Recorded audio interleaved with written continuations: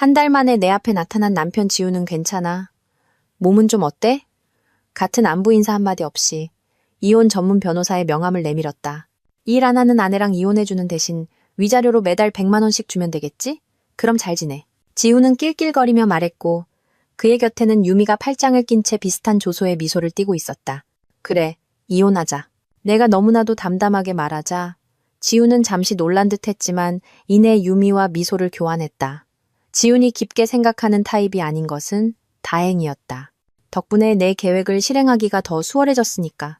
이혼 서류가 처리되었다는 통지를 받은 후 나는 두 사람을 향한 복수를 시작하기로 결심했다. 내 건강 회복을 축하하는 의미로 그들을 눈물 흘리게 만들 것이다. 내 이름은 서윤아. 47세의 일러스트레이터이자 동화작가다. 나는 그림 그리는 것을 정말 사랑한다. 나에게는 소꿉친구인 지훈과 유미가 있다. 그들은 나에게 소중한 친구들이었고 지훈은 내 남편이기도 했다. 모든 것은 고등학교 졸업 후 각자 다른 대학으로 진학하게 되었을 때 지훈이 나에게 고백하면서 시작되었다. 나는 그가 유미를 좋아하는 줄 알았기에 깜짝 놀랐지만 남몰래 좋아했던 지훈의 고백을 거절할 수는 없었다. 깊은 고민과 유미와의 상담 끝에 나는 지훈의 고백을 받아들였다. 유미는 10대 시절부터 다른 사람의 남자친구를 빼앗고 그들이 자신에게 집착하게 되면 가차없이 버리는 문제적 성향이 있었다. 그녀의 부모님도 걱정할 정도여서 나와 지우는 종종 그녀를 돌보기 위해 함께 시간을 보냈다. 나와 지우는 25살에 결혼했다. 4년 후 유미는 약혼자라며 한 남자를 우리에게 소개했다. 그의 이름은 김민준, 대기업에 다니는 전문직 남성이었다. 처음 뵙겠습니다. 유나 씨, 지훈 씨.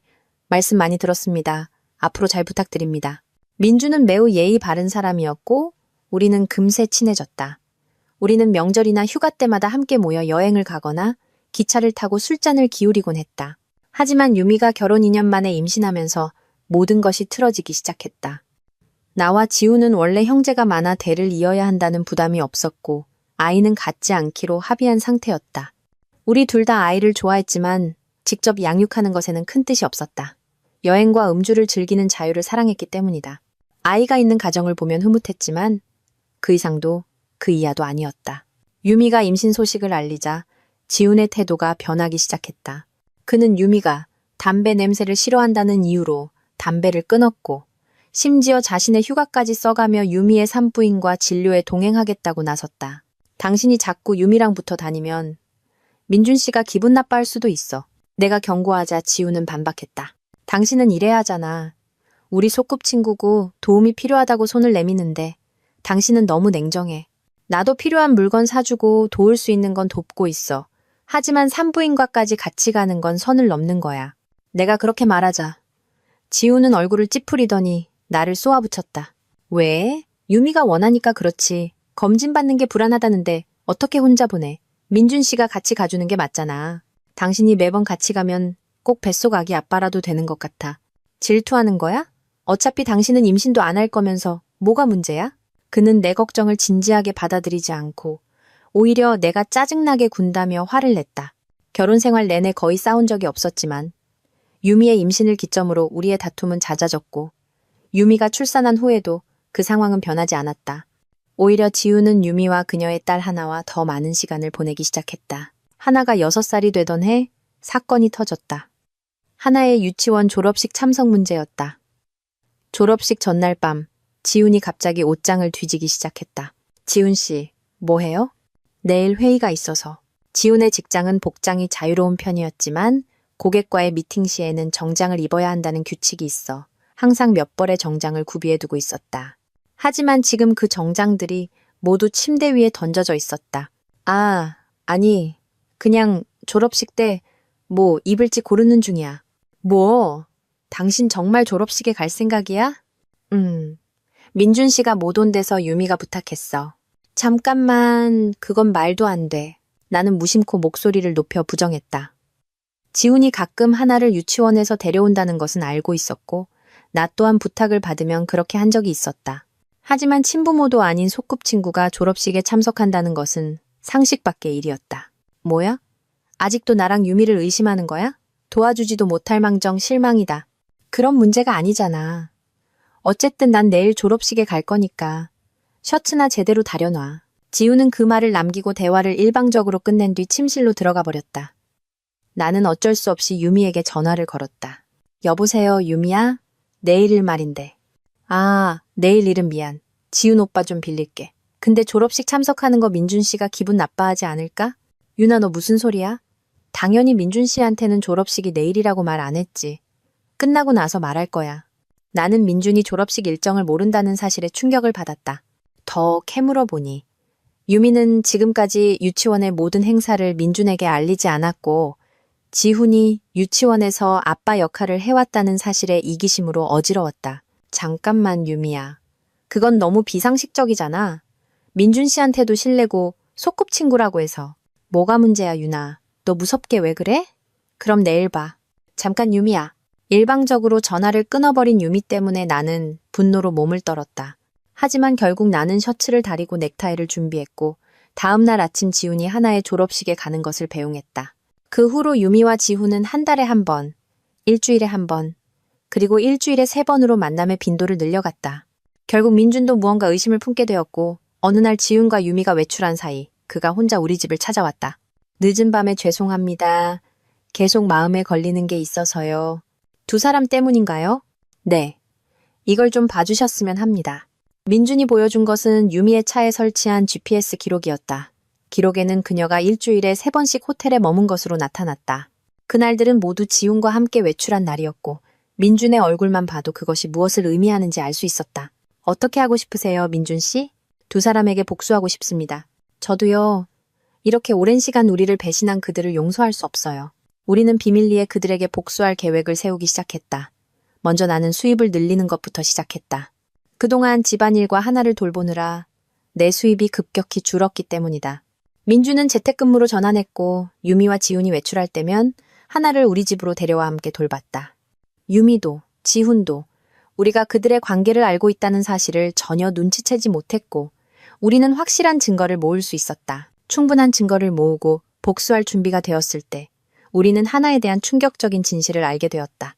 민준과 나는 고심했지만 어린 하나에게 상처를 주고 싶지 않다는 데 뜻을 모으고 그녀가 성인이 될 때까지 복수를 미루기로 했다.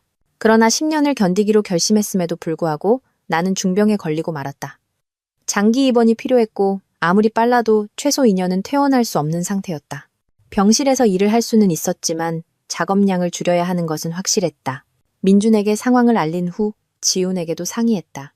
하지만 지훈의 반응은 잡담을 나눌 때와 다르지 않았다. 가끔 면회 갈게. 병명이나 상태조차 묻지 않는 그를 보며 지훈에게 더 이상 나에 대한 애정이 없음을 느꼈다. 실제로 지훈은 한두 달에 한 번꼴로 찾아왔고 하나가 15살이 된 후부터는 이상한 행동을 보이기 시작했다. 입원 직후에는 거의 매일 나를 찾아오던 아이가 15살 생일이 지나자 거리를 두기 시작한 것이다. 하지만 민준도 나도 그 이유를 알 수 없어 의아해할 뿐이었다. 하나에게 물어봐도 걱정 마세요 라는 말만 할 뿐이었다. 결국 우리는 그 이유를 좀처럼 얼굴을 비추지 않던 지훈에게서 듣게 되었다. 오랜만이네. 그러게. 화려한 모습으로 완전히 변신한 지훈은 노크도 없이 병실로 들어섰다. 한 달 만에 나타난 남편 지훈은 괜찮아? 몸은 좀 어때? 같은 안부 인사 한마디 없이 이혼 전문 변호사의 명함을 내밀었다. 일 안 하는 아내랑 이혼해주는 대신 위자료로 매달 100만 원씩 줘. 그럼 잘 지내. 지훈은 희희낙낙하며 말했고 그의 곁에는 유미가 팔짱을 낀 채 비슷한 표정을 짓고 있었다. 그래, 이혼하자. 내가 담담하게 동의하자 지훈은 순간 놀란 듯 했지만 이내 유미와 미소를 교환했다. 지훈이 깊이 생각하는 타입이 아닌 것이 다행이었다. 그래서 내 계획이 아주 잘 먹혀들었으니까.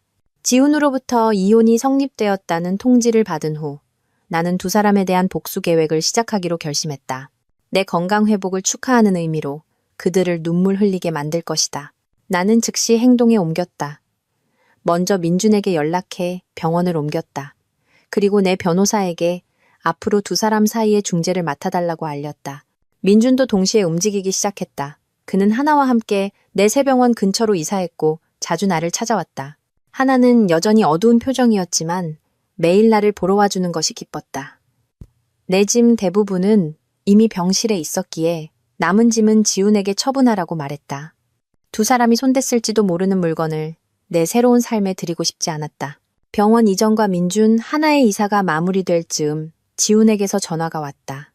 잠시 자리를 비운 사이 스마트폰에는 이미 부재중 전화 30통이 찍혀 있었다. 나는 질린다는 기분으로 전화를 받았다. 무슨 일이야? 야, 이게 대체 무슨 일이야? 지훈의 당황한 목소리 뒤로 곤란해하는 부동산 중개인의 목소리가 들렸다. 유미가 소리 지르는 소리도 들려 기분이 나빠졌다. 무슨 일이냐니 무슨 말이야? 당연히 집 얘기지. 우리가 왜 이 집에서 나가야 하는데? 지훈은 마치 자신의 잘못이 전혀 아니라는 듯 소리쳤다. 나는 차갑게 대답했다. 당연하지. 그 집은 내 집이니까. 뭐? 지훈은 완전히 잊어버린 모양이었지만 사실 우리가 살던 집은 내가 프리랜서로 생계를 꾸리기 시작했을 때 작업 공간으로 임대한 오피스텔이었다. 당시 나는 집 두 채를 유지할 수입이 없었고 지훈 역시 혼자 살 만큼의 수입이 없었기에 내 오피스텔로 들어와 살게 된 것이었다. 따라서 지훈은 그 오피스텔의 월세나 공과금을 한 번도 낸 적이 없었다. 생활비 명목으로 돈을 받기는 했지만 그곳을 유지하기에는 턱없이 부족한 금액이었다. 유감스럽지만 그 오피스텔은 이미 계약 해지됐어. 내가 옮긴 병원이랑 너무 멀어서 이혼 서류 제출한 다음 날 바로 처리했지. 부동산 중개인분이 상황을 아시고 연락 주신다고 해서 따로 알리지 않았어. 민준이랑 하나는 갑자기 사라지고 우리 집은 팔려나가고 우리 새 집은 어떡할 건데? 몰라. 당분간은 비즈니스 호텔에라도 묵든가.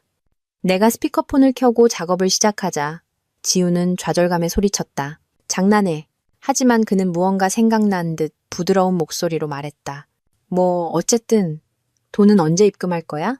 현금이 바닥났어. 무슨 소리야?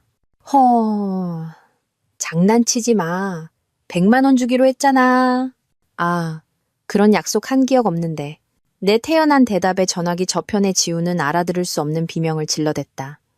그는 나에게서 돈을 받을 수 있다고 생각하고 흥청망청 써버린 모양이었다. 설령 100만 원이 남았다 한들 남은 한 달을 어떻게 버틸 생각이었을까? 야, 조용히 있지 말고 뭐라도 말해봐. 정말 할 얘기 없는데. 내 쏘아붙이는 말에 지우는 순간 할 말을 잃었지만 이내 다시 소리치기 시작했다. 점점 짜증이 나는 최대한 명랑한 목소리로 지훈에게 말했다. 아무튼 이제 우린 남남이니까 더 이상 연락하지 마. 변호사 통해서 얘기해. 뭐? 변호사? 야, 잠깐만. 나는 지훈의 대답을 듣지도 않고 전화를 끊었다. 그는 몇 번이나 다시 전화를 걸었지만 무시했고 결국 전화는 끊겼다. 그러나 내가 전화를 받지 않는 것에 화가 난 지훈은 내 변호사의 전화마저 무시하기 시작했다. 그에게 유치한 면이 있다는 것은 알았지만 남에게 피해를 주는 것도 개의치 않는 사람일 줄은 상상도 못했다. 나는 지훈의 이기심에 깊은 한숨을 내쉬었다. 몇 달 후 일시퇴원을 하고 나는 지훈의 부모님 댁을 찾았다. 내 앞에는 작아진 채 떨고 있는 지훈과 유미가 있었다. 부모님께 말하다니 비겁하잖아. 아, 그냥 우리 이혼했다고 보고 드린 것뿐이야. 내 대답에 지훈은 나를 쏘아보았지만 아버지의 엄한 시선 아래 움츠러들었다. 사실 나는 시부모님과 관계가 매우 좋았다. 지훈이 없을 때도 찾아뵙고 식사를 함께 할 정도였다. 그렇게 사랑받았음에도 불구하고 이혼의 전말을 알리지 않는 것은 도리가 아니라고 생각해서 찾아뵌 것이었다. 네가 유미랑 재혼한다는 게 사실이냐? 네, 맞아요. 유미랑 하나랑 저 셋이서 가족으로 다시 시작할 거예요. 무슨 소리냐? 내 가족은 유나뿐이다. 이제 제 가족 아니에요. 지훈의 말에 아버님은 못 말리겠다는 표정으로 얼굴을 찌푸리셨다. 지훈은 고개를 몇 번 흔들더니 내게 종이 한 장을 내밀었다. 근처 고급 호텔의 청구서였다. 이게 뭐야? 우리가 묵었던 호텔 청구서야. 지훈은 당연하다는 듯이 테이블 위에 청구서를 가리켰다. 그러자 갑자기 어머님이 쓰러지셨다. 어머님, 세상에. 엄마, 내가 너를 이렇게 키우지 않았는데. 숨을 헐떡이는 어머님을 지훈은 믿을 수 없다는 표정으로 바라봤다. 그 옆에서 유미도 같은 표정이었다. 왜 그렇게 화를 내세요? 제가 결혼해서 가족이 바뀌는 것뿐인데. 게다가 피가 섞인 손주도 생기잖아요. 기쁘지 않으세요? 두 분은. 어머님은 믿을 수 없다는 듯한 표정으로 나를 힐끗 보시더니 시선을 돌리셨다. 두 분 모두 내가 아이를 원하지 않는다는 것을 이해하시고도 나를 친딸처럼 대해주셨다. 물론 내 소꿉친구인 유미도 비슷하게 대해주셨지만 며느리와 친구 사이에는 분명한 선이 있었다. 유미가 종종 그 점에 대해 불평했던 것을 기억했기에 어머님이 이 상황을 기뻐하지 않으실 거라고 확신했고 유미도 그걸 알았어야 했다. 하나 예뻐하시잖아요. 오빠의 피가 반은 섞인 아이니까 기쁘실 거 아니에요? 이 모든 상황에도 불구하고 반성하는 기색 없이 문제를 이해하지 못하는 척하는 유미의 모습에 소름이 돋았다. 그 순간 지금까지 침묵하던 누군가가 입을 열었다. 역겨우니까 그만 좀 해. 방구석에서 스마트폰을 만지작거리던 하나가 유미를 쳐다보지도 않고 말했다. 방 안은 충격적인 침묵에 휩싸였다. 내 아빠는 민준 아빠 한 사람뿐이야. 피가 섞였든 아니든 그분만이 내 아빠라고. 하지만 지훈 아저씨가 항상 내 학교 행사에 참석했잖아. 아빠한테 다 들었어. 행사 날짜가 항상 끝난 뒤에야 알려졌다는 거. 결국엔 행사 자체가 숨겨졌다는 것도. 하지만 아빠는 항상 내가 자기 딸이라고 했어. 그러니까 난 아빠 딸이고 절대 당신 딸이 되지 않을 거야. 하나는 그렇게 말하며 유미를 쏘아붙였다. 그러고는 내 옆에 앉아 더 걱정스러운 목소리로 바꾸었다. 이 사실을 알았을 때 유나 이모가 날 미워할 줄 알았어요. 하지만 아빠가 그럴 리 없다고 해서 오늘 여기 온 거예요. 하나야, 이모는 너를 정말 사랑해. 입원해 있는 동안 매일 찾아와줘서 정말 기뻤어. 유나 이모, 하나는 불안감이 해소되었는지 눈물을 글썽이며 나를 꼭 껴안았다. 지훈과 유미의 불륜으로 태어난 아이일지도 모른다. 하지만 15년 동안 내가 돌봐온 아이다. 애정이 없을 리가 없다. 그러고 보니 유미야, 내가 하나가 지훈이 딸이라는 걸 알았을 때 왜 놀라지 않았는지 궁금하지 않았어? 아, 유미는 움찔했다. 그녀가 입을 열기 전에 새로운 인물이 방으로 들어왔다. 우린 처음부터 알고 있었어. 10년 전부터 말이야. 갑자기 민준이 나타났다. 최근 유미가 성격 차이를 이유로 일방적으로 이혼을 요구했으니 그가 나타나는 것은 당연했다. 당신이 이혼 얘기를 꺼냈을 때 충격이었지. 아, 그리고 유감스럽지만 당신 아직 이혼 안 했어. 이혼 서류는 아직 여기 있거든. 몰랐어? 뭐? 나는 유미와 지훈이 확인하는 성격이 아니라는 것은 짐작했지만 유미가 몇 달 동안 이 사실을 눈치채지 못했다는 것에 경악을 금치 못했다. 그러니까 유미는 아직 내 아내고 하나도 아직 내 딸이야. 뭐 아내는 없어지겠지만 잠깐 그게 무슨 뜻이야? 15살이면 부모를 선택할 수 있잖아.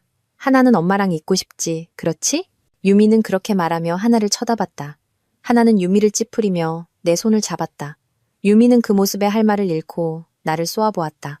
그때 지훈이 갑자기 웃음을 터뜨렸다. 그래서 그랬구나. 너희 둘이 사귀는 거였어? 근데 안 됐네. 민준이 월급만으로는 생활이 불가능하지 않나? 이상한 억측 좀 그만해.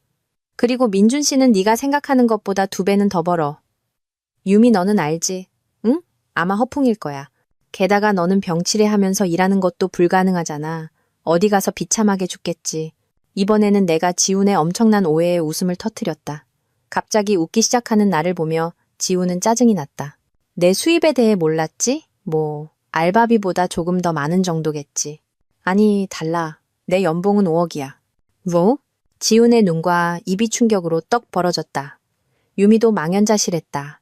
사실 지난 10년 동안 나는 인기 동화 작가가 되었고 에세이와 인터뷰 등으로 수입이 급증했다. 게다가 곧 영화화도 계획되어 있어 수입은 하늘을 찌르고 있었다. 거짓말. 아, 이거 볼래? 나는 그렇게 말하며 유미에게 내 통장 화면을 보여주었다. 화면에는 매달 거액의 돈이 입금되는 내역이 선명하게 찍혀 있었다. 유미는 그것을 보고 할 말을 잃었다. 유나야, 우리 화해하자. 뭐? 무슨 소리야? 지훈의 말에 유미는 격분했다.